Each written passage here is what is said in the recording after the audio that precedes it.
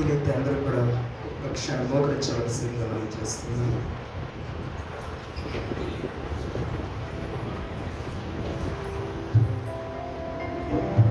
ప్రతి ఒక్కరు కూడా నన్ను చూచువాడా, నిత్యం కాచువాడా, నన్ను చూచువాడా, నిత్యం కాచువాడా,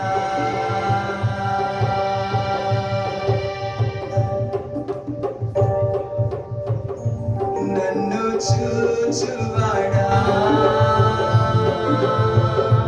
నిత్యం కాచువాడా, నన్ను చూచువాడా, నిత్యం కాచువాడా, పరిశోధించి తెలుసుకున్నావు, చుట్టూ నన్ను ఆవరించావు, పరిశోధించి తెలుసుకున్నావు, చుట్టూ నన్ను ఆవరించావు, కూర్చుండుట లేచియుండుట బాగుగా ఎరిగి ఉన్నావు, కూర్చుండుట లేచియుండుట బాగుగా ఎరిగి ఉన్నావు, రాజా నన్ను కాచువాడా, నిత్యం కాచువాడా, నన్ను చూచువాడా, నిత్యం కాచువాడా,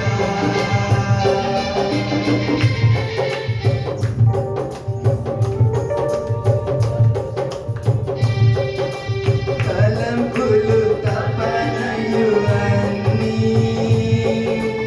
అన్నీయు ఎరిగి ఉన్నావు, తలంపులు తపనయు అన్నీయు ఎరిగి ఉన్నావు, నడచినాను పండుకున్నాను అయ్యా ఎరిగి ఉన్నావు, నడచినాను పండుకున్నాను అయ్యా ఎరిగి ఉన్నావు, రాజా నన్ను చూచువాడా,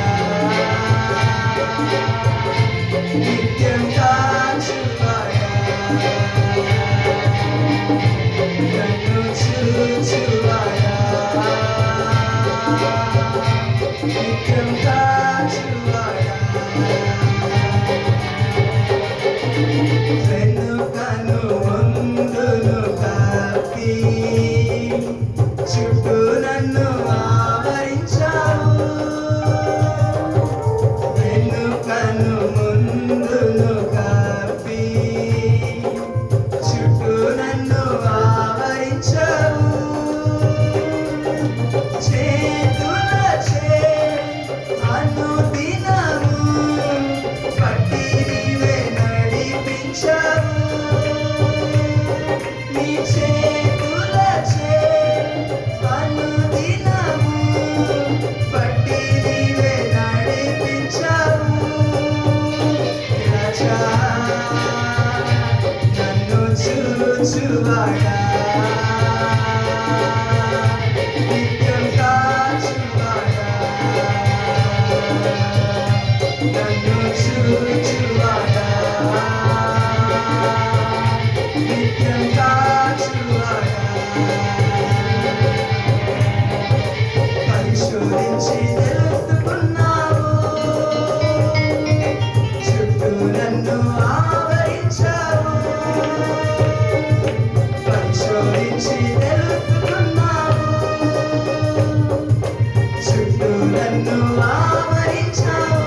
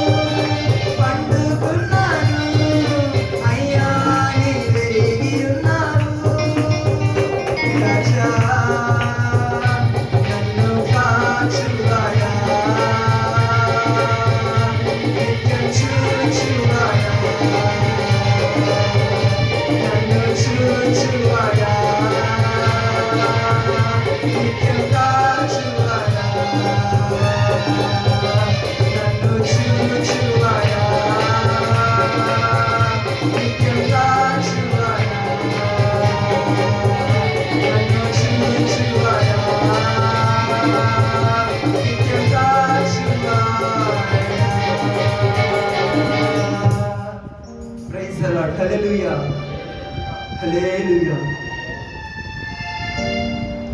అందరం ఇప్పుడు కూర్చుంది.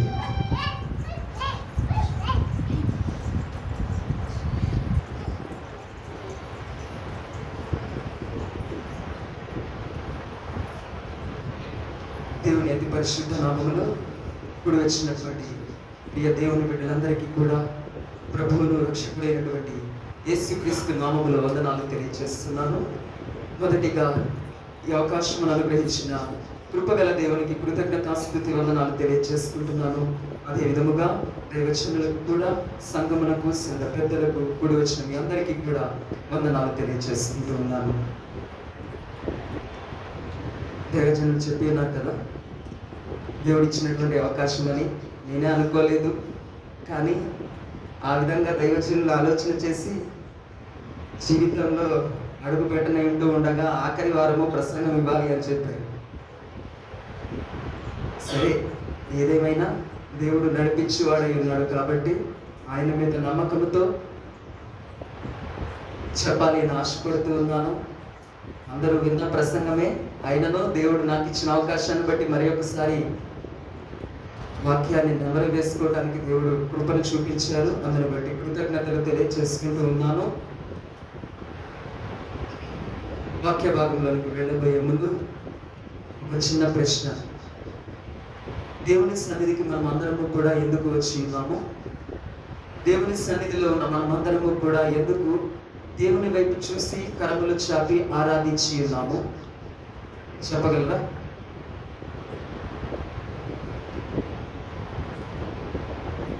బడికి ఎందుకు వెళ్తామండి? చదువుకోవడానికి. గుడికి ఎందుకు వెళ్తాం?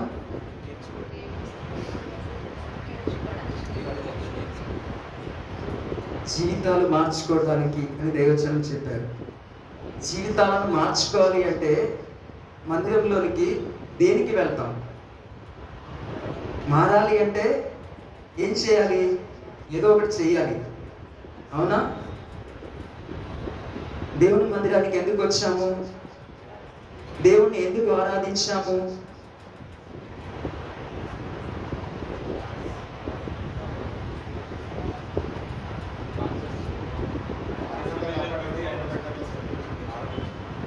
ఆరాధించుకోవడానికి వచ్చాము.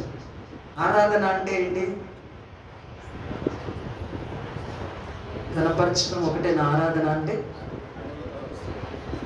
తలపోసుకోవడం. సరే, నేనే చెప్తాను. జనరల్గా అందరూ చెప్తారు, మీకు కూడా తెలుసు. ప్రతి ఒక్కరికి, దేవుని బిడ్డ అని పిలువబడుతున్న ప్రతి ఒక్కరికి కూడా తెలుసు. కానీ దానిని ఎక్స్ప్రెస్ చేయడం తెలియకపోవచ్చు, అంతే. ఆరాధన చేసుకునేటప్పుడు దేనికోసం చేస్తాం ఆరాధన? దేవాది దేవుణ్ణి దర్శించుకోవడం చేస్తాం, అవునా? దేవుడు ప్రత్యక్షమయ్యే సమయము ఆరాధన జరిగే సమయం, అవునా కాదా? అవునా కాదా? ఆయన చేసిన మేలులు కరెక్టే. ఆయన ప్రత్యక్షమయ్యే సమయం, ఆయన కొరకు ఆత్మలను పట్టబడేటటువంటి సమయం, బంధకాల చేత బంధింపబడిన వారు విడిపింపబడే సమయం, కట్ల చేత కట్టబడిన వారు విడిపింపబడేటటువంటి సమయం. అవన్నీ జరగాలి అంటే ఏం జరగాలి? ఏం జరగాలి? దేవుడు ప్రత్యక్షం అవ్వాలి. దేవుడు ప్రత్యక్షం అవ్వాలి అంటే మనం ఏం చేయాలి?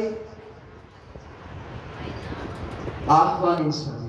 ఇన్విటేషన్ అనేది ఇస్తేనే మన king of the Kings, lord of the lord ఏమవుతారు?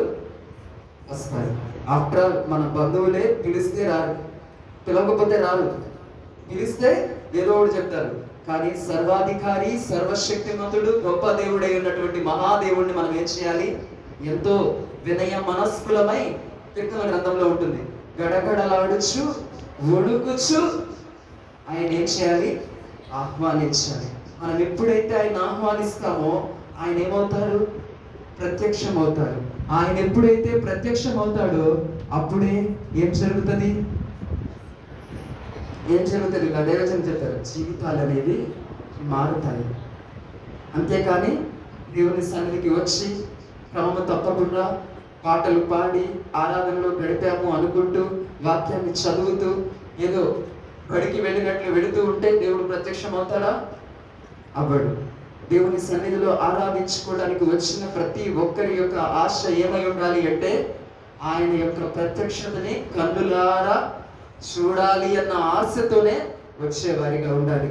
ఎందుకంటే ఆరాధనలో దేవుడు ఖచ్చితంగా ప్రతి ఒక్కరిని కూడా దర్శించువాడే ఉన్నాడు. ఎవరికి దర్శిస్తాడు? ఎవరైతే ఆశతో చూడాలి అనుకుంటే దొరుకుతాడు, లేకపోతే దొరకడు. కాబట్టి మనం మన వారిని చూడాలి అన్నా ఎంతో కొంత ప్రయాస పడాల్సిందే. దేవాది దేవుణ్ణి చూడాలి అన్నా ఆరాధనలో నీ యొక్క దేవుణ్ణి చూడటానికి నీవు ఏది చేయగలుగుతావో అది చేయాలి.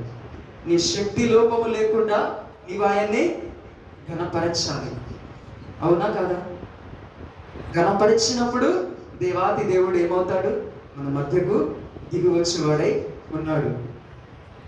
కీర్తనలు 9వ అధ్యాయము 16వ వచనము మొదటి భాగము. కీర్తనలు 9వ కీర్తన 16వ వచనం మొదటి పాదము. చాలండి. యెహోవా ప్రత్యక్షమాయను. యెహోవా ప్రత్యక్షమాయను. అందరూ కూడా చెప్పాలి. యెహోవా ప్రత్యక్షమాయను. మనందరికీ ప్రత్యక్షమయ్యాడా? ఉన్నాం కదా, అరౌండ్ ఒక 30 మెంబర్స్ దాకా ఉన్నాం కదా, చిన్న పెద్ద అందరం కలిసి. యెహోవా మనకి ప్రత్యక్షమయ్యారా? సైలెంట్గా ఉండొద్దండి. నమ్మరు ఎవరో కూడా దేవుని బిడ్డలంటే. ప్రత్యక్షం అయ్యారు అని చెప్పేవారిగా మనం ఉండాలి. ఆయన ప్రత్యక్షం అవ్వబట్టే దేవుని సన్నిధిలో మనం ఉన్నాము, లేకపోతే ఉంటామా? ఎప్పుడో బయట వాళ్ళు తిరిగినట్లుగా తిరుగుతూ ఉంటాము. ఆయన మనకి ప్రత్యక్షం అయ్యాడు కాబట్టే, దేవుడు ఎవరో తెలుసు కాబట్టి ఆయన సన్నిధిలో ఈ సమయం ఉన్నాము. నోరు తెరిచి ఒప్పుకునే వారిగా ఉండాలి, లేకపోతే మనం చేసే భక్తి ఏమవుతుంది? అర్థం లేనిదిగా ఉంటుంది. కాబట్టి ప్రత్యక్షం అవటం అంటే ఏంటి? ప్రత్యక్షం అవటం అంటే ఏంటి? ఆలోచించద్దండి, నేను చాలా సింపుల్గా అడిగే క్వశ్చన్. ప్రత్యక్షం అవటం అంటే ఏంటి? ఇప్పుడు నేను ఉన్నానండి, మీరు అందరూ ఇక్కడ కూర్చున్నారు. నేను మీకు ప్రత్యక్షం అవుతున్నాను అంటే ఏమవుతున్నాను? కనబడుతూ ఉన్నాను. మీరు నాకు ప్రత్యక్షం అవుతున్నారు, కనబడుతూ ఉన్నారు. అవునా కాదా? అంటే దేవుడు ప్రత్యక్షం అవ్వాలి అంటే ఏం కావాలి? దేవుడిని మనం చూడాలి. ఎలా చూస్తారు? మన దేవుడు ఆకాశమందు ఆసీనుడై ఉన్నటువంటి దేవుడు. అందుకని అందరూ చెప్తారు, 2 కన్నులు కూడా ఆకాశము తట్టు ఎత్తి, 2 కరములు కూడా ఆకాశము తట్టు చాపి సింహాసనాసీనుడై ఉన్న దేవుని వైపు చూస్తూ మనం ఆరాధించినప్పుడు దేవుడు మనల్ని చూచువాడై ఉన్నాడు. అప్పుడే దేవుడు మనల్ని కాపాడువాడై ఉన్నాడు. కాబట్టి దేవుడు మనకు ప్రత్యక్షం అవ్వాలి అంటే మనం చూడాలి. ఎలా చూస్తాము? ప్రత్యక్షత అంటే ఆయన ప్రేమను అనుభవించిన వారు ఆయనని ఘనపరిచే క్రమంలో ప్రేమతో ఆరాధిస్తారు. ఎందుకు? ప్రేమను పొందుకున్నారు. అప్పుడు ఎవరు ప్రత్యక్షం అవుతారు? ప్రేమాస్వరూపి అన్నటువంటి దేవుడు మనకి ప్రత్యక్షం అవుతారు. ఒకవేళ నీవు దయచేత నింపబడి దయచేత నడిపింపబడిన వాడివైతే ఆయన దయామయుడు అని నీవు ఆయనని కనపరిచినప్పుడు దయామయుడు అయినటువంటి దేవుడు మనకి ప్రత్యక్షమవుతాడు. అలా అనుభవించిన వారు ఏమీ చేయరు, మౌనంగా కళ్ళు మూసుకొని ఉంటారు. అలాంటి వారికి దేవుడు ప్రత్యక్షమవుతాడా? చాలా మంది చెప్తారు, సియోనులో మౌనంగా ఉండుట స్తుతి చెల్లించుడే. అవునా? నోరు తెరిచి ఇంట్లో అమ్మని కనీసం నోరు తెరిచి అడగకపోతేనే పెట్టదు. అలాంటిది దేవుని సన్నిధిలోనికి వచ్చిన మనము దేవుని సన్నిధిలో నోరు తెరవకుండా చలనం లేని పక్షిలాగా ఉంటే దేవుడు మనల్ని ఆశీర్వదిస్తారా? ఏదన్నా కావాలంటే తల్లి చుట్టూ తండ్రి చేతులు పట్టుకొని లాగుతూ ఉంటాం పొందుకునే అంతవరకు. అలాంటిది దేవుని సన్నిధిలో దేవుడి నుండి ఆశీర్వాదాన్ని పొందుకోవాలంటే ఏం చేయాలి? అంతకంటే ఎక్కువగా ప్రయాసపడాలి. ఎంత శక్తిని వినియోగిస్తున్నాము దేవుని యొక్క ప్రత్యక్షతను పొందుకోవటం కోసం. అవునా? మన బంధువులను చూడాలి అంటే ఎంత ఏం చేసుకుని వెళ్తామండి? కొన్ని కిలోమీటర్స్ జర్నీ చేస్తాం. వస్తారు అంటే నిద్ర కూడా మానుకొని కూర్చొని కడిగాపులు కాస్తూ ఉంటాం. ఎవరి కోసం? వారి ప్రత్యక్షత కోసం. అలాంటిది దేవాది దేవుడు ప్రత్యక్షం కావాలి, ఆయన చూడాలి అన్నప్పుడు మనం ఒక అర్ధగంట కూడా ఏం చేస్తాము? ఆరాధన చేసే వారిగా ఉంటాము. అలాంటప్పుడు దేవుడు ప్రత్యక్షం అవుతాడా?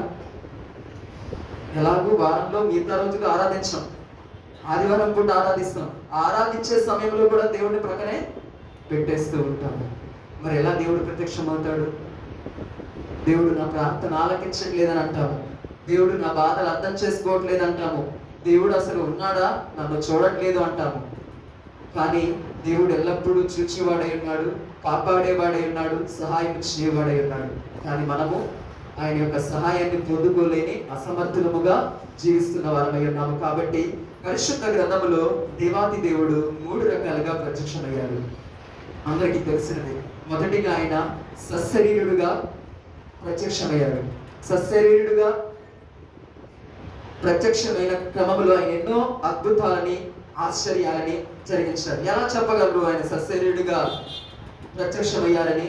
ఎన్నో సమయాలలో పరిశుద్ధ గ్రంథములో ఎన్నో అద్భుతాలు, ఎన్నో ఆశ్చర్య కార్యాలు, ఎన్నో స్వస్థతలని జరిగించినప్పుడు అక్కడ ఉన్న వారందరూ కూడా ఆయనే దేవుడని ఎరిగి ఉన్నారు. అంటే సజీవులుగా జీవిస్తున్న ఈ లోకములో మనం ఆరాధిస్తున్నటువంటి దేవుడు సశరీరుడుగా ప్రత్యక్షమైనటువంటి క్రమం అందరికీ కూడా తెలుసు.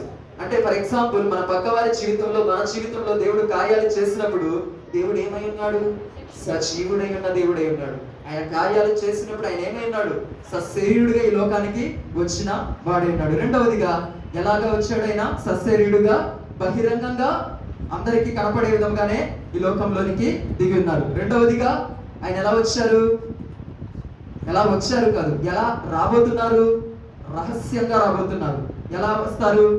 మరలా ఆయన మొదటిసారిగా ప్రత్యక్షమయ్యారు. ఎలా? జననం ద్వారా. రెండవది ఎలాగా ప్రత్యక్షం అవబోతున్నారు? రాకడ. అవునా కదా? రాకడ ద్వారా, రెండవ రాకడలో ప్రత్యక్షం అవుతాను అని ఆయన సెలవిచ్చి ఉన్నారు. అదేమైనది? రహస్య రాకడ. ఎవరికి కూడా తెలియదు. ఆ రీతిగా ప్రత్యక్షమయ్యాడు.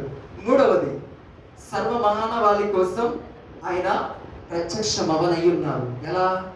మేఘారుడై, మేఘాల మీద నేను వస్తాను అని, ప్రత్యక్షమవుతాను అని ప్రకటన గ్రంథంలో చాలా స్పష్టంగా రాయబడి ఉన్నది. అంటే ఆయన సశరీరుడుగా ప్రత్యక్షమయ్యాడు, రహస్యంగా రాబోతూ ఉన్నారు, ప్రత్యక్షం అవబోతున్నారు.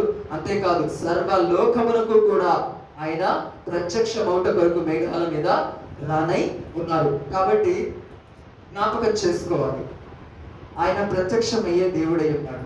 మరి ఆయన యొక్క ప్రత్యక్షతని మనము చూసేవారిగా ఉంటున్నామా, ఉండటం లేదా అన్నది జ్ఞాపకం చేసుకోవాలి. మీకా 5:2.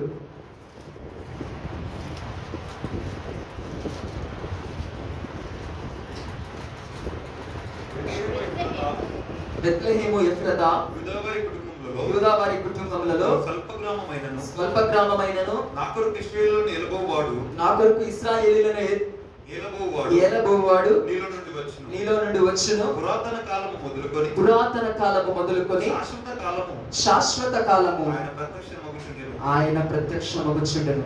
పురాతన కాలము మొదలుకొని శాశ్వత కాలం వరకు ఎవరు ప్రత్యక్షమవుతారంట?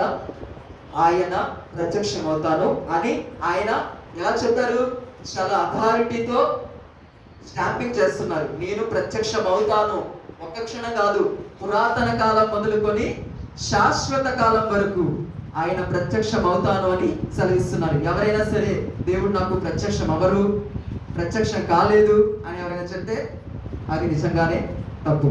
ఆయన ఎల్లవేళలా అవైలబిలిటీలో ఉండే దేవుడే ఉన్నాడు. మరి మనం ఆయన యొక్క ప్రత్యక్షతని చూడాలి అంటే మనము అవైలబిలిటీలో ఉంటున్నామా లేదా అన్నది జ్ఞాపకం చేసుకునే వారిగా ఉండాలి. కొద్ది మాటలుగా చూసుకుందాం.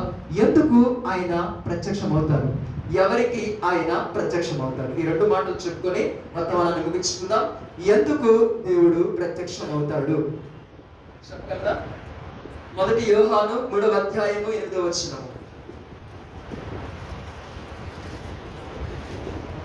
అపవాది మొదటి నుండి పాపము చేయుచున్నాడు కనుక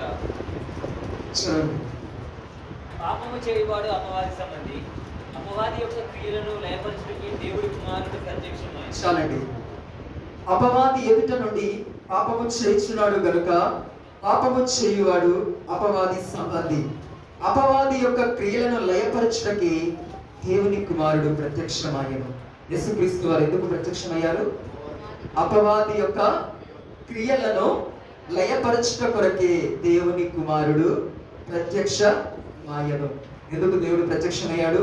నీలోనూ నాలోనూ దాగి ఉన్న ప్రతి విధమైనటువంటి సాతాను క్రియలన్నిటినీ కూడా లయపరచుట కొరకు లోక రక్షకుడైనటువంటి యేసుక్రీస్తు వారు ప్రత్యక్షమయ్యారు అని దేవుని లేఖనం సెలవిస్తూ ఉన్నది కదా. నీలో నాలో సాతాను క్రియలు ఉన్నాయా? చెప్పాలి. ఉన్నాయి అంటే దేవుడు ప్రత్యక్షం కాలేదు అని అర్థం. లేవు అంటే ఆయన ప్రత్యక్షం అయ్యారు అని అర్థం. అంతే కదా రాయబడింది. ఆఖరి మాట, అపవాది యొక్క క్రియలను లయపరచుటకే దేవుని కుమారుడు ప్రత్యక్షమాయెను.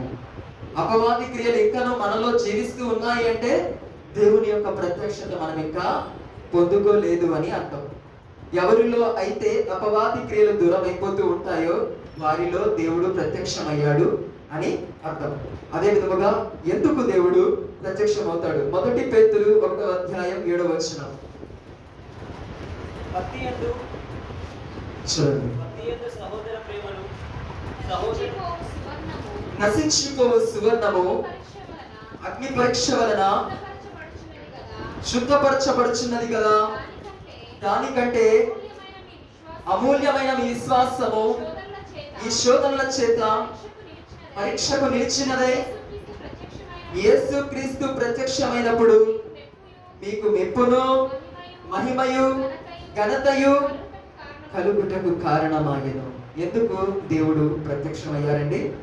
మొదటిగా చెప్పుకున్నాము, మనలో ఉన్న అపవాది క్రియలను లయపరచుట కొరకు మహాదేవుడు ప్రత్యక్షమయ్యారు అని దేవుని లేఖనం సెలవిస్తుంది. మరలా దేని కొరకు ఆయన ప్రత్యక్షమయ్యాడు? మనలో ఉన్న అపవాది క్రియలు లయమైపోయినప్పుడు నిశ్చయంగా మనకి ఏం కలుగుతుంది? ఆయన యొక్క ప్రత్యక్షత కలిగితేనే మనలో ఉన్నటువంటి అపవాది క్రియలు దూరం అయిపోతాయి. దూరం అయిపోయినప్పుడు మనలో కలిగే ఆశీర్వాదం ఇప్పుడు చదువుకుంది, మెప్పుయు ఘనతయు మహిమయు కలుగుతాయి. ఎలా చెప్తాము? ఒకవేళ మనం ఉన్నామంటే నేనే అనుకుందాం, దేవుణ్ణి తెలుసుకున్నంత వరకు కూడా ఒక లోకంలో తిరుగుతూ లోకానుసారంగా ప్రవర్తిస్తూ లోకపు పోకడలో నడిపింపబడుతూ ఉన్న ఒక బిడ్డను అనుకుందాం. దేవుడు ప్రత్యక్షమైనప్పుడు నాలో ఉన్నటువంటి లోకం ఏమవ్వాలి? దూరం అయిపోవాలి. దూరం అయిపోయినప్పుడు నాలో ఏమి ఎంటర్ అవుతుంది? దేవుడు ఎంటర్ అవుతాడు. దేవుడు ఎంటర్ అయినప్పుడు లోకపు క్రియలు నాలో ఉండకూడదు, దేవుని యొక్క క్రియలు నాలో ఉండాలి. దేవుని యొక్క క్రియలు అంటే చాలా ఉన్నాయి. ఫర్ ఎగ్జాంపుల్ ప్రేమనే తీసుకుందాం. ప్రేమ అనేటటువంటి క్రియ నాలో ఫలించినప్పుడు శత్రువు సైతం ఏం చేస్తాడు? 2 చేతులు ఎత్తి నమస్కారం చేస్తాడు. అలా కాకుండా నువ్వు కఠినంగా ప్రవర్తిస్తే అదే చేతితో చంపనేసి పడతాడు. అవునా కదా? అవునా కదా? అంటే మొదటిగా నీలో సాతాను క్రియ లోకపు క్రియ తొలగిపోయినప్పుడు ఏమవుతుంది?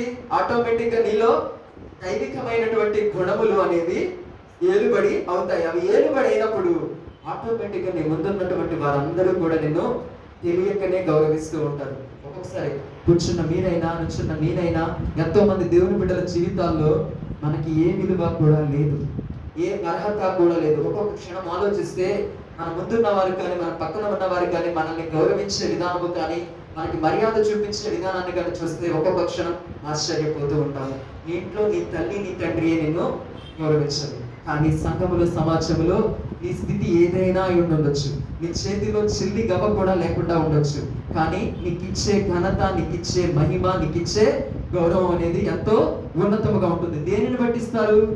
ప్రభువుని బట్టి. నీలో ఉన్నటువంటి దేవుణ్ణి బట్టి నిన్ను గౌరవిస్తారు, నీలో ఉన్న దేవుణ్ణి బట్టి నిన్ను ఘనపరుస్తారు, నీలో ఉన్న దేవుణ్ణి బట్టి నీకు మహిమను కలుగజేస్తారు. అవునా కాదా? ఇవన్నీ రావాలి అంటే మనమేం కలిగి ఉండాలి? ఆయన ఎందుకు ప్రత్యక్షమయ్యాడు? మనలో ఉన్న సాతాను క్రియల్ని మన నుండి దూరం చేయడం కోసం ప్రత్యక్షమయ్యారు. రెండవదిగా మనకి ఘనతని, మహిమను, మెప్పును అనుగ్రహించిన కొరకు వచ్చి ఉన్నాడు. దేవుడు ఎప్పుడూ కూడా స్వార్థపరుడు కాదు. మనకి ఏదో ఒకటి ఇవ్వాలి అని కోరుకునేవాడే కానీ మన నుండి ఏదో ఒకటి తీసుకోవాలని కోరుకునేవాడు కాదు. ఒకటే కోరుకుంటాడు, మనం ఆయనతో ఉండాలి అని. అది మనము కోరుకుంటాము, మనల్ని కన్నా మన తండ్రి కూడా కోరుకుంటారు. కాబట్టి ఆయన ఎందుకు ప్రత్యక్షమయ్యారు? మనలో ఉన్న సాతాను క్రియలని లయపరచడం కొరకు ఆయన ప్రత్యక్షమయ్యారు. రెండవది మనకి మెప్పును ఘనతను కలుగ చేయడం కొరకు ఆయన ప్రత్యక్షమయ్యాడు. రెండవది చూసుకుందాం, ఎవరికి ప్రత్యక్షం అవుతాడు? ఎవరికి ప్రత్యక్షం అవుతాడు? ద్వితీయోపదేశ కాండములు 4వ అధ్యాయము 29వ వచనం.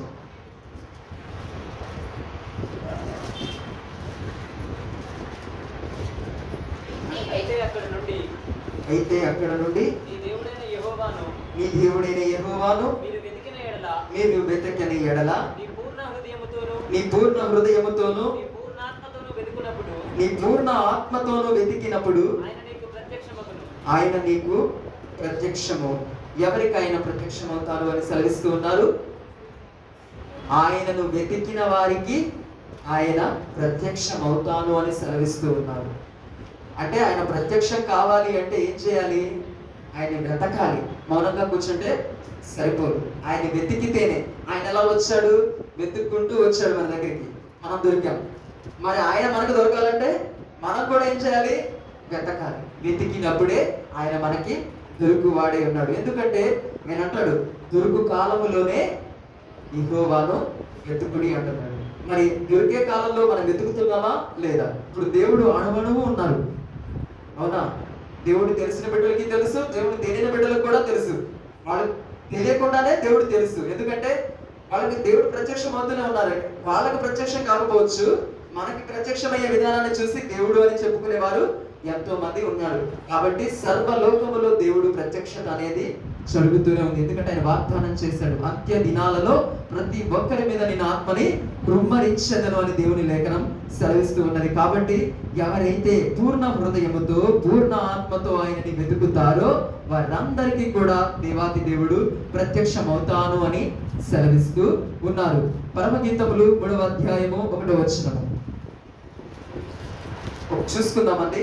పరిశుద్ధ గ్రంథములో ఒక స్త్రీ వెతికిన విధానం కనబడుతూ ఉంటుంది.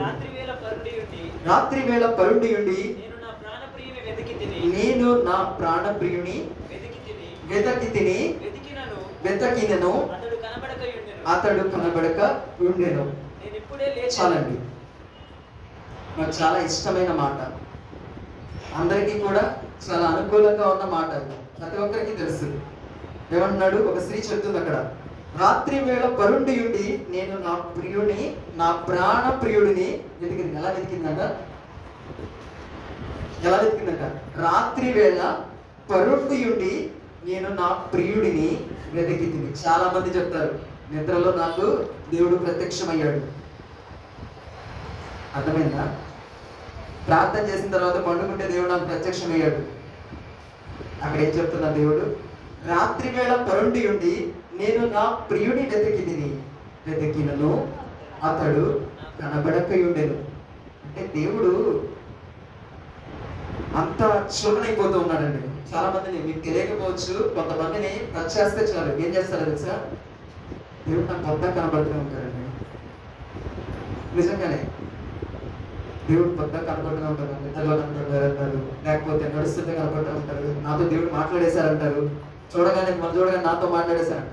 అంటే దేవుడు అంతా చులకనైపోయి ఉన్నారా? అంటే ఒక 100 రూపాయలు ఇస్తేనే ఒక ప్రొడక్ట్ ఇస్తాడు.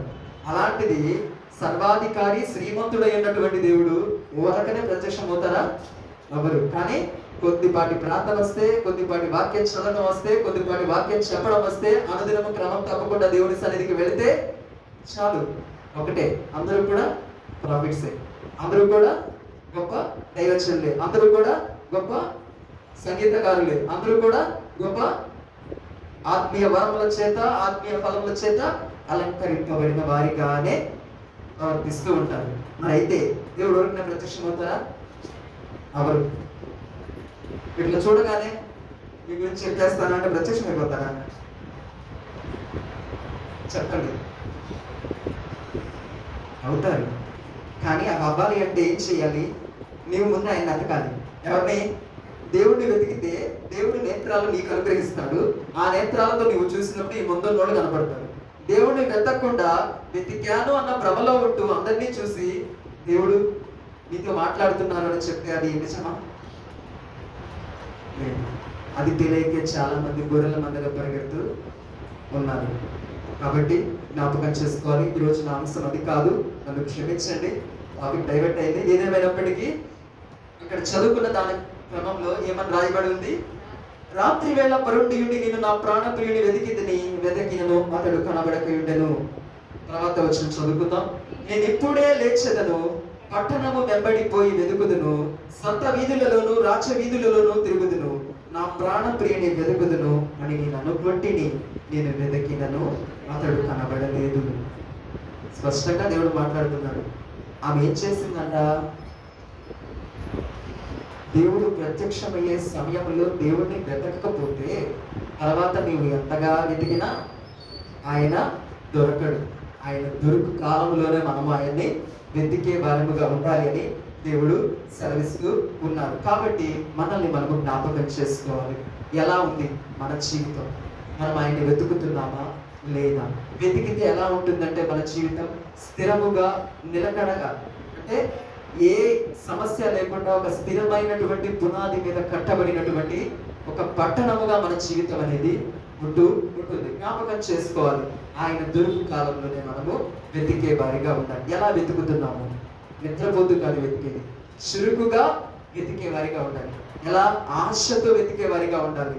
ఆయన కోసం వేగిరపడి వెతికే వారిగా ఉండాలి. అంతేకాని నిద్రపోయి మనం వెతికే వారిగా ఉండకూడదు. ఆయన వెతకాలంటే దినంలో చాలా సమయం ఉంటుంది. వెతకొచ్చు, పండుకున్నప్పుడే వెతకాలా? లేదు, అది దేవుడు నిద్రపోవడానికి ఇచ్చిన సమయం. నిద్రపోయే సమయంలో ఏం చేయాలి? నిద్రే పోవాలి. తినే టైంలో తిండే తినాలి. పని చేసే టైంలో పనే చేయాలి. ఉద్యోగం చేసే టైంలో ఉద్యోగం చేయాలి. పాట పాడే టైంలో ప్రసంగం ఇస్తే ఎలా ఉంటుంది? ఆరాధన క్రమం రాదనుకుంటే ఈ సంఘంలో దైవజనులు కనుకుంటారు. అవునా? మన జీవితంలో కూడా ఒక క్రమంలో ఉంటేనే దానికి ఒక అర్థము, పరమార్థం అనేది ఉంటుంది. కాబట్టి జ్ఞాపకం చేసుకునే వారిగా ఉండాలి. నిజముగా నీవు దేవుణ్ణి వెతికితే నీ జీవితం అనేది స్థిరంగా ఉంటుంది. చురుకుగా మనము వెతికే వారిగా ఉండాలి. ఫర్ ఎగ్జాంపుల్, అందరికీ తెలుసు, నేను చాలా మందితో కూడా పంచుకున్నటువంటి విషయమే. ఊరిలో తెలుసు కదా, ఎలా అంటే నీళ్లు తీసుకోవడం కోసం ఆడబిడ్డలు లేకపోతే ఆడవాళ్ళు ఒక కుండ కానీ ఒక బిందె కానీ పట్టుకొని నడుచుకుంటూ వెళ్ళి ఏరు కానీ చెరువు కానీ దగ్గరికి వెళ్ళి నీళ్లు పట్టుకొని వస్తూ ఉంటారు. అందులో చాలా కేటగిరీస్ ఉంటాయి. కొంతమంది నమ్మకంగా పనిచేసేవాళ్ళు, నిండుగా నింపుకొని వచ్చేవాళ్ళు ఉంటారు. ఏదో మెయిన్ సేక్ పనిచేసేవాళ్ళు వెళతాలు అరాకురా కుండ నింపుకొని అలా నడిచేవారిగా ఉంటారు. ఫర్ ఎగ్జాంపుల్, ఇద్దరు బిడ్డలను చూసుకుందాం. నిండుగా నింపుకున్నటువంటి బిడ్డ తల మీద పెట్టుకుని నడుస్తూ ఉన్న విధానం, సగం బిందె నింపుకున్నటువంటి బిడ్డ నడుస్తూ ఉన్నటువంటి విధానం చూస్తే, నిండుకుండా తల మీద పెట్టుకుని నడిచేటటువంటి బిడ్డ ఎటువైపు చూడదు. స్థిరముగా తన గమ్యం ఎక్కడుందో తొణకకుండా, బెడకకుండా జాగ్రత్తగా ఇంటికి తీసుకెళ్ళాలి అన్న ఒక ఆలోచనలో వెళ్ళింది. అలా కాకుండా సగం కొండగా నింపబడినటువంటి ఆమె ఊర్లో ఎన్ని దిక్కులు ఉన్నాయో అన్ని దిక్కుల వైపుకి ఊపుకుంటూ నడుచుకుంటూ వెళ్ళింది. వెళ్ళే టయానికి ఏమవుతుంది? ఆ బిందెలో ఉన్న నీళ్లు మొత్తం కూడా కిందకు పోయి ఖాళీ బిందెగా మారింది. చివరికి జరగదు పని. అంటే మనం ఏది చేసినా సంపూర్ణంగా చేయాలి. దేవుణ్ణి నిజముగా నీవు వెతికితే దేవుడు ప్రత్యక్షమవుతాడు. నిండు కొండగా ఎత్తుకొని వెళ్ళింది కాబట్టి, బరువు భారం అనేది తన మీద ఉంది కాబట్టి బాధ్యత అనేది ఉంది. ఏది లేకపోతే ఏమీ ఉండదు. నీవు కూడా దేవుణ్ణి కలిగి ఉంటే నిజముగా దేవుణ్ణి వెతుకుతావు. నీలో దేవుడు లేకపోతే నీవు వెతకవు. దేవుణ్ణి నీవు కలిగి ఉన్నప్పుడే ఆయన్ని నీవు వెతకగలవు, జాగ్రత్తగా కాపాడుకోగలవు. ఆయన నువ్వు కాపాడుకున్నప్పుడే ఆయన నీ దగ్గర ఉంటాడు. నువ్వు కాపాడుకోకపోతే వెళ్ళిపోతాడు. దేవుని లేఖనమే సెలవిచ్చింది, పరిశుద్ధాత్మ దేవుడు నువ్వు ఎలాగా ఉన్నా నీలో ఉంటాడు అని చెప్పారా? ఆత్మ లేనివాడు నా వాడు కాదు అన్నారు. నిజమే. ఆయన వాడు కావాలి అంటే ఆయన ఆత్మ వారిలో ఉండాలి. ఆత్మ వారిలో ఉండాలంటే ఏం కలిగి ఉండాలి? ఇందాక ఎందుకు వచ్చాడు ఆయన? సాతాను క్రియలు లయపరచడానికి వచ్చాడు. ఆ క్రియలు మనలో లేనప్పుడు ఆయన మనలో ఉంటాడు. అవునా? ఆయన మనలో ఉన్నప్పుడు ఏం చేస్తాం? ఆయన మనము వెతుకుతాం. కాబట్టి జ్ఞాపకం చేసుకునే వారిగా ఉండాలి. వెతకడం అంటే ఎలా వెతకాలి అన్నది ఒక మాట చెప్పుకొని ముగిస్తాను. హోషేయ గ్రంథము 10వ అధ్యాయము 12వ వచనము. హోషేయ గ్రంథము 10వ అధ్యాయము 12వ వచనం. నీతి ఫలించునట్లు మీరు విత్తనము వేయుడి, ప్రేమ అను కోత మీరు కోయుడి, యెహోవాను వెతుకుట ఇదే సమయము కనుక ఆయన ప్రత్యక్షమై మీ మీద నీతి వర్షము కురిపించినట్లు ఇది వరకెన్నడును దున్నని బీడు భూమి దున్నుడి. దేవుని లేఖనం సెలవిస్తుంది. వెతకటం అంటే ఎలా వెతకాలి అన్నది నాకు చెప్పుకున్నాము. ఒకటి చురుకుగా ఆయన్ని వెతకాలి, నిద్రపోతూ ఆయన్ని వెతకూడదు. రెండవదిగా చూస్తే ఇక్కడ చదవబడిన విధముగా నీతి ఫలించినట్లు మీరు విత్తనము వేయుడి, ప్రేమ ఎను కోత మీరు కొయ్యుడి, యెహోవాను వెతుటకు ఇదియే సమయము కనుక ఆయన ప్రత్యక్షమై మీ మీద నీతి వర్షము కురిపించినట్లు. ఆయన ప్రత్యక్షమై మన మీద నీతి వర్షము కురిపించినట్లు ఇది వరకెన్నడూ కూడా దున్నని బీడు భూమిని దున్నాలి. ఇదివరకెన్నడూ కూడా దున్నని బీడు భూమిని దున్నినప్పుడే ఎవరు ప్రత్యక్షం అవుతారు? నీతి సూర్యుడై ఉన్నటువంటి దేవుడు మనకి ప్రత్యక్షం అవుతాడు. అంతేకాని భూమిని దున్నకుండా దేవా నీవు ప్రత్యక్షం అవ్వంటే ప్రత్యక్షం అవ్వడు. అవునా కదా? చాలా మంది రైతులు ఉంటారు, ఏం చేయాలి? భూమిని దున్ని తర్వాత వర్షం కోసం ఎదురు చూడాలి, కానీ ఏమి దున్నకుండా అలా పెట్టి దేవా వర్షం రానివ్వంటే ఒకవేళ వచ్చినా ఉపయోగం ఉంటుందా? ఉండదు. దేవుడు కూడా నీకు ప్రత్యక్షం అవ్వాలి అంటే ఏం చేయాలి? నీవు కూడా దున్నాలి. ఏం దున్నాలి? హృదయం అనే భూమిని దున్నాలి. ఏ విధంగా దున్నుతావు చెప్పాలి. ఇక్కడ ఎలా ఉంది? ఆయన ప్రత్యక్షమై మీ మీద నీతి వర్షము కురిపించినట్లు ఇది వరకు ఎన్నడూ దున్నని బీడు భూమిని దున్నుడు. మన జీవితంలో ఒకప్పుడు దేవుడు తెలియనప్పుడు మన జీవితం ఎలా ఉన్నదో మనకు తెలుసు. దేవుడు ప్రత్యక్షం అయ్యాక దేవుడు మనతో ఉండాలి అంటే నిత్యము మనము దున్నవలసినటువంటి భూములు చాలా ఉంటాయి. ప్రార్థన అనే భూమిని మనము దున్నేవారిగా ఉండాలి. వాక్యము అనే భూమిని దున్నేవారిగా ఉండాలి. ఆరాధన అనే భూమిని దున్నేవారిగా ఉండాలి. చాలా మంది చెప్తూ ఉంటారు, ఎలా ప్రార్థన చేయాలి అనుకుంటున్నాను బ్రదర్, చేయలేకపోతున్నాను. ఉపవాసం ఉండాలి అనుకుంటున్నాను బ్రదర్, ఉండలేకపోతున్నాను. ఆరాధన చేసుకోవాలి అనుకుంటున్నాను బ్రదర్, చేసుకోలేకపోతున్నాను. ఆదివారం రావాలి అనుకుంటున్నాను బ్రదర్, రాలేకపోతున్నాను. ఈ జాబితా ఎవరిదో తెలుసా? ఇందాక పరమగీతంలో స్త్రీ ఉంది కదా, వెతుకుతున్నాను అనుకొని వెతకని క్రమంలో ఉన్న ఒక బద్ధకస్తురాలు జీవితం. కానీ దేవుని వెతికేవారు ఎలా ఉండాలి? చురుకుగా ఉండాలి. చురుకుగా ఉండే వాళ్ళు ఏం చేస్తారు? భూమిని దున్నేవారిగా ఉంటారు. ప్రార్థన అనే భూమిని మనం నిత్యము కూడా దున్నినప్పుడే నీతి వర్షము అనేది మన మీద కురిపించబడుతూ ఉంటుంది. వాక్యం అనేటటువంటి భూమిని మనము దున్నినప్పుడే వాక్య స్వరూపి అయినటువంటి దేవుడు మనకి ప్రత్యక్షమయ్యేవాడే ఉన్నాడు. ఆరాధన అనే భూమిని దున్నినప్పుడే ఆరాధనకు యోగ్యుడైనటువంటి దేవుడు మన మధ్యకు దిగువచ్చు వాడే ఉన్నాడు. అంతేకాని మౌనంగా కూర్చుంటే ఆరాధన సమయంలో దేవుడు ఎవ్వరికి కూడా ప్రత్యక్షమవుడు. నీ శక్తి లోపము లేకుండా రెండు చేతులను ఆయన వైపు చాపి నీ స్వరము ఎంతగా వినియోగిస్తావో అంతగా వినియోగించాలి. సమయం వచ్చింది కాబట్టి చెప్తూ ఉన్నాను. దేవుని మహాకృపను బట్టి అందరూ కూడా దేవుని స్తుతించగలరు, ప్రార్థించగలరు, ఆరాధించగలరు. లేడీస్కి ఇస్తున్న ఒక సజెషన్, ఏమనుకోవద్దు నేను చెప్తున్నానని చాలా సమయాల్లో చెప్పాలి అనుకున్నాను. దేవుడు ఆడబిడ్డలకు ఇచ్చినటువంటిది అమూల్యమైనటువంటి గాత్రాన్ని ఇస్తున్నారు. మగవాళ్ళకు కూడా ఆ విషయం కరెక్ట్గా పనిచేయదు, కానీ ఆడబిడ్డలకి గాత్రాన్ని చాలా ఎంత హై పిచ్ సాంగ్ అయినా సరే చాలా ఈజీగా పాడగలరు కదా. కాబట్టి దేవుడు స్తుతించడం అనేది ఎంతో గొప్ప ధన్యత. ఈ లోకంలో మనమంటూ మన జీవితాల్లో మన దేవునికి ఏదైనా ఇవ్వగలము అంటే ఆయన స్తుతించడము, ఆరాధించడం. ఆ గాత్రాన్ని దేవునికి వినియోగిస్తే చాలా చక్కగా దేవాది దేవుడు మనల్ని దీవించేవాడి ఉంటారు. కాబట్టి సాధన చేయండి. ఇంట్లో ఫ్రీ టైంలో ఉన్నప్పుడు ఆ గాత్రానికి పదును పెట్టండి. నిజంగా మీరు ప్రసంగాలు ఇవ్వాల్సిన అవసరం లేదు, లేకపోతే వాక్యాలను బోధించాల్సిన అవసరం లేదు. ఏదో ఒక విధంగా ఈ గాత్రం అనేది దేవుని నామం కొరకు వాడబడుతూ ఉండాలి. ఏది చేసినా దేవుని మహిమ కొరకు చేయాలి. అంటే ఒక పాట పాడినా ఎలా పాడాలి? మహిమ కొరకు పాడాలి. అంటే ఇచ్చిన గాత్రాన్ని సరైన విధముగా వాడాలి. వాడినప్పుడే దేవుడు ఇంకా దానిని ఫ్లరిష్ చేసేవాడు, ఆశీర్వదించేవాడైనాడు, ఫలింప చేసే దేవుడై ఉన్నాడు. కాబట్టి చక్కగా ఆ యొక్క సర్వీస్ దేవుడు మీకు ఇచ్చిన్నారు. కాబట్టి ఆ సర్వీస్ లో ఇంకా ఇన్వాల్వ్ అయినప్పుడు దేవుడు ఇంకా గొప్పగా నడిపించేవాడే ఉన్నాడు. మగబిడ్డలకు కూడా, వాళ్ళకనే కదా నేను చెప్పింది, మగబిడ్డలకు కూడా ఎవరికైనా సరే.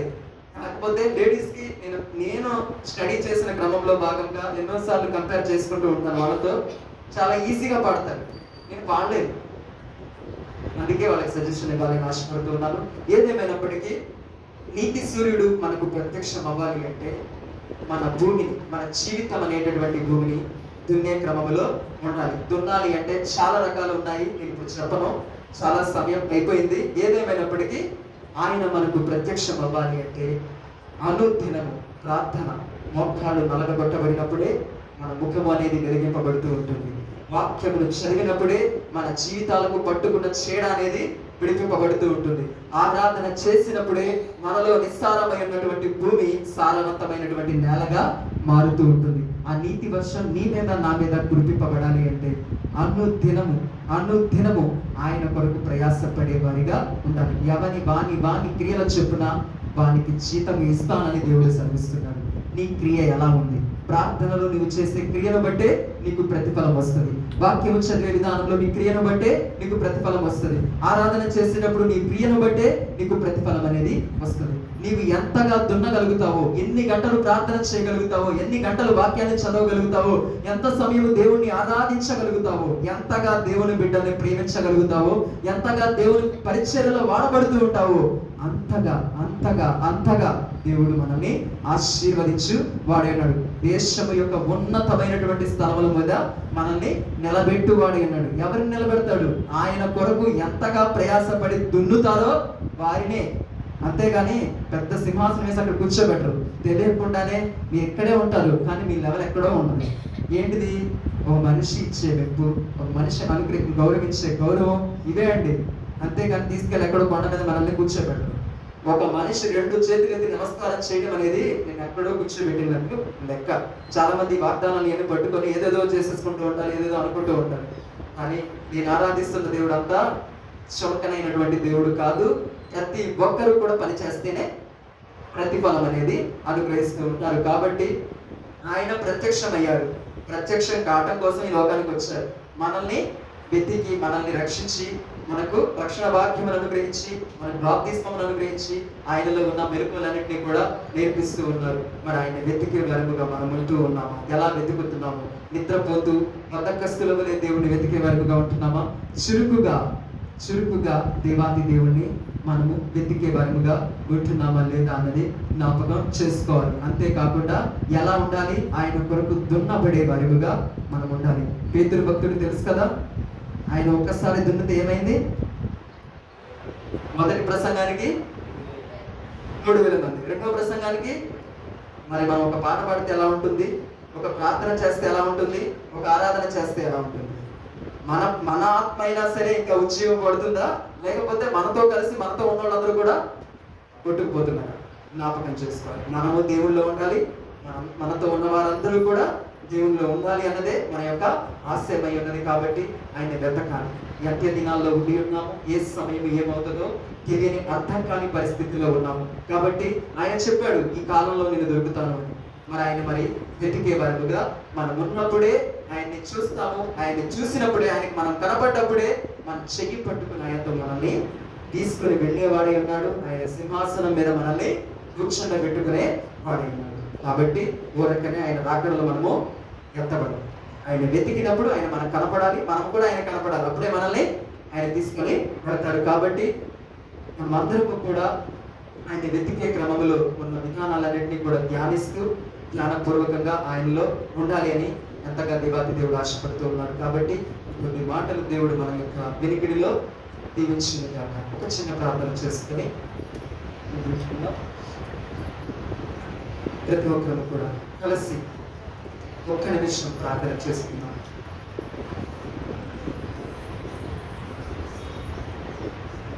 ఆయన సన్నిధిలో అడుగు పెట్టిన మనమందరము కూడా, ఆయన బిడ్డలుగా ముద్రించబడి ఉన్నటువంటి మనమందరము కూడా, ఆయన రక్తములో కడగబడిన మనమందరము కూడా, ఆయన ప్రత్యక్షత కలిగిన వారు మన ప్రియ దేవుని బిడ్డలారా, నిజముగా ఆయన యొక్క ప్రత్యక్షత మనలో ఉంటే మన జీవితాలలో ఒక్కని ప్రతి మోకాలు ఆయన సన్నిధిలో ఒక్కాలి. ఆయన సన్నిధిలో తెరవని ప్రతి నోరు ఆయనే దేవుడిని తెరవబడాలి. ఆయన సన్నిధిలో మూయబడిన ప్రతి హృదయము కూడా ఆయనే గొప్ప దేవుడిని హృదయపూర్వకంగా ఆరాధించే వారిగా ఉండాలి అని దేవుని లేఖనం సెలవిస్తుంది. ప్రార్థిస్తున్నావా? ఒక్క క్షణం ఆయన సన్నిధిలో మోకరించున్నావు. ప్రార్థించగలవా? ఏ శక్తిని ఏ విధంగా వినియోగిస్తూ ఉన్నావు?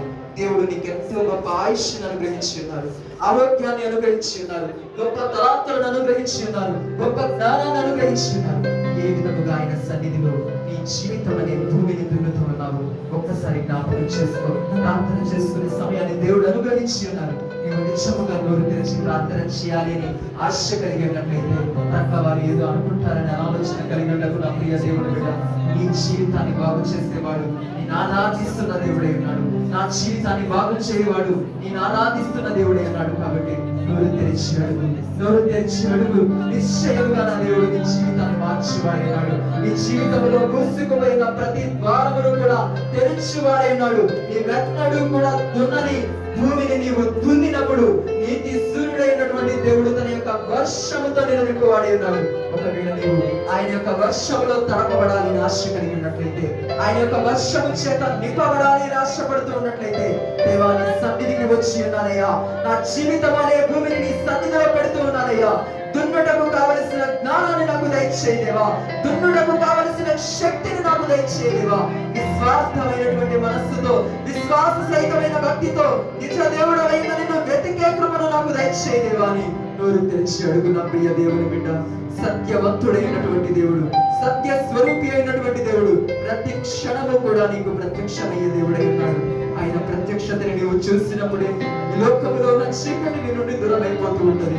ఆయన ప్రత్యక్షత నీకు కనపడినప్పుడే ఈ లోకంలో దేవునికి విరోధముగా ఉన్న పరిస్థితి దూరం అవుతుంది. కాబట్టి నీ జీవితంలో విడిపింపబడలేని స్థితిలో ఉన్న పరిస్థితులు ఏవైతే ఉన్నాయో వాటన్నిటిని నీవు దేవుని సన్నిధిలో పెట్టి ప్రార్థన చేసినప్పుడు నిశ్చయముగా సర్వశక్తి కలిగిన దేవుడు తన యొక్క పరిశుద్ధాగ్నిని నీపై కృపరించి ప్రతి విధమైన పాపపు తెగులను త్రెంచువాడే ఉన్నాడు.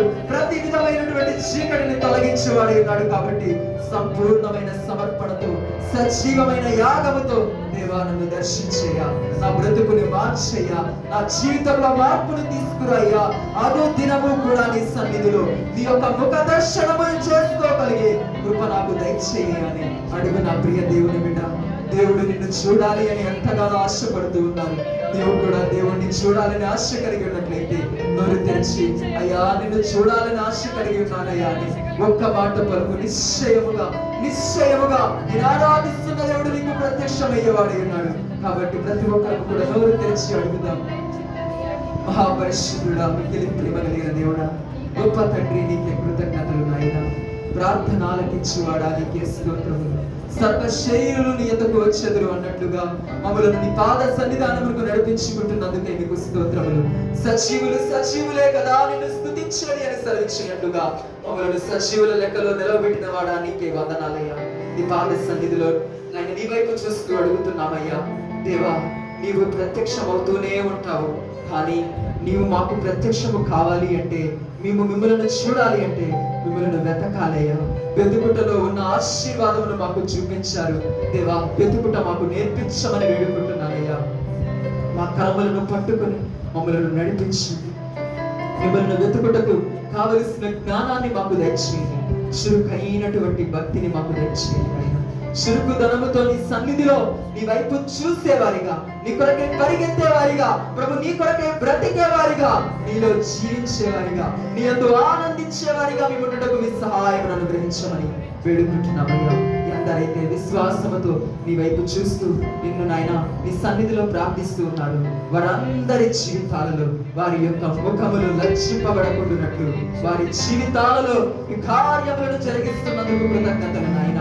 వారెన్నడూ చూడని ఉన్నతమైన ఆశీర్వాదములను వారిపై కృమ్మరిస్తున్నందుకే మీకు కృతజ్ఞతలు తెలియజేసుకుంటూ, విన్న వారిగా కాకుండా విన్న దానిని నాయన కంఠభూషణముగా ధరించుకొని హృదయములో స్థిరపరచుకొని బ్రతుకులో బాటలో నాయన నిన్ను చూపించేవారిగా మేము ఉండుటకు మీ సహాయమును అనుగ్రహించమని వేడుకుంటూ, సర్వశక్తి కలిగినటువంటి నజరేయుడైన యేసుక్రీస్తు వారి అతి శ్రేష్టమైనటువంటి నామములో ప్రార్థిస్తున్నాము తండ్రి.